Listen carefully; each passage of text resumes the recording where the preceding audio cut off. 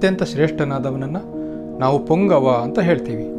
ಉದಾಹರಣೆಗೆ ಮುನಿಪುಂಗವ, ನರಪುಂಗವ, ಕವಿಪುಂಗವ ಇತ್ಯಾದಿ. ಪುಂಗವ ಅಂದರೆ ಅದರ ಮೂಲ ಅರ್ಥ ಹೋರಿ ಅಂತ. ಪುಮಾನ್ ಗೌ, ಗಂಡು ದನ ಅನ್ನೋ ಅರ್ಥದಲ್ಲಿ ಇದನ್ನು ಹೇಳಿದ್ದಾರೆ. ಇದೇ ಅರ್ಥದಲ್ಲಿ ವೃಷಭ ಅನ್ನೋದನ್ನು ಪ್ರಾಚೀನ ಸಂಸ್ಕೃತದಲ್ಲಿ ಬಳಸ್ಕೊಳ್ತಾ ಬಂದಿದ್ದಾರೆ. ಪುರುಷರ್ಷಭ ಅಂದರೆ ಮನುಷ್ಯರಲ್ಲಿ ಶ್ರೇಷ್ಠನಾದವನು. ಆದರೆ ಕನ್ನಡದಲ್ಲಿ ಈ ಹೋರಿ ಅನ್ನೋ ಶಬ್ದ ಶ್ರೇಷ್ಠ ಅನ್ನೋ ಅರ್ಥದಲ್ಲಿ ಬಳಕೆ ಆಗ್ತಾ ಇಲ್ಲ. ಆ ರೀತಿ ಬಳಕೆ ಆಗ್ತಿರೋದು ನಮಗೆಲ್ಲೂ ಕಾಣ್ತಾ ಇಲ್ಲ.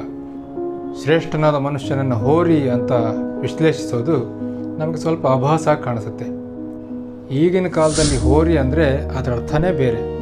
ಹೋರಿ ಅಂದರೆ ಅವನು ಸ್ತ್ರೀ ಲಂಪಟ ಅನ್ನೋ ಕೆಟ್ಟ ಅರ್ಥವನ್ನು ಅದು ಕೊಡ್ತಾ ಇದೆ. ಆದರೆ ಹಿಂದೆ ಆರ್ಯರು ಪಶುಪಾಲನೆ ವೃತ್ತಿಯಲ್ಲಿ ತೊಡಗಿದ್ರಲ್ಲ, ಆವಾಗ ತುರುಗಳ ಹಿಂಡಿನಲ್ಲಿ ಹೋರಿಗೆ ತುಂಬ ಆರ್ಥಿಕವಾದ ಮಹತ್ವವಿತ್ತು. ಆದ್ದರಿಂದ ಅವರು ಅದು ಶ್ರೇಷ್ಠ ಅನ್ನೋ ಅರ್ಥದಲ್ಲಿ ಬಳಸ್ತಾ ಹೋಗಿದ್ದಾರೆ.